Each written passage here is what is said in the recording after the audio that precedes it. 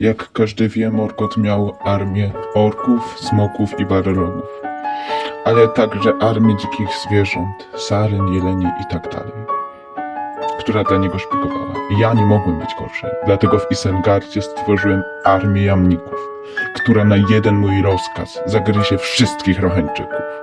Nawet napisałem piosenkę.